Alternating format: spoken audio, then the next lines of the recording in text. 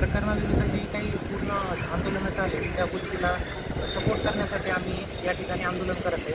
तसेच उद्या पण आम्ही 9 ते 1 मध्ये OPD वगैरे बंद करण्याचा निर्णय घेतलेला आहे. बाकी ICU आणि इमर्जन्सी सर्व्हिसेस चालू राहतील.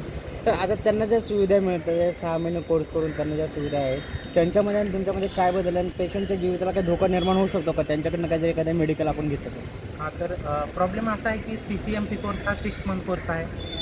Certified course in modern pharmacology. त्याच्यामध्ये पेशंटला इमर्जन्सीमध्ये किंवा रुटीनमध्ये जी औषधं दिली जातात याच्याविषयी त्यांना शिकवलं जाणार आहे. बट तो कोर्स आहे 6 मंथचा आणि आम्ही जो कोर्स करतो MBBSचा कोर्स हा साधारणतः 4.5 इयरचा कोर्स आणि 1 वर्ष इंटर्नशिप. या गोष्टी झाल्यानंतर MDचं 3 वर्ष. या सगळ्या गोष्टी थ्रू आम्ही सगळे लोक जातो. त्याच्यातून मिळालेलं नॉलेज त्याच्यातून मिळालेला एक्सपिरियन्स या गोष्टी आम्हाला पेशंट ट्रीट करण्यासाठी हेल्प करतात.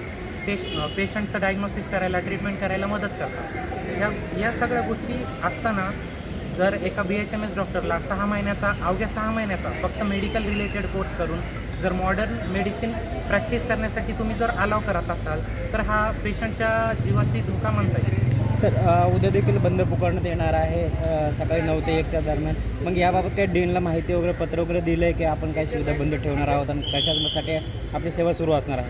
हो नक्की. आज जो आम्ही 11 ते 1 प्रोटेस्ट केला त्याच्यानंतर आम्हाला जो चांगला प्रतिसाद मिळाला त्याच्यानंतर हाच प्रोटेस्ट आम्ही थोडं इंटेन्सिव्ह लेवलला घेऊन थोडं महाराष्ट्राच्या कानाकोपऱ्यात म्हणजे सगळ्यांपर्यंत या बातम्या पोहोचल्या पाहिजे. महानगरपालिका असो किंवा आपलं जे महाराष्ट्र गव्हर्नमेंट आहे, हेल्थ मिनिस्ट्री आहे महाराष्ट्राची, त्यांच्यापर्यंत या न्यूज गेल्या पाहिजे की आम्हाला पण इच्छा नाही आहे की पेशंटचं नुकसान व्हावं, OPD बंद होऊन त्यांची हेळसांड व्हावी.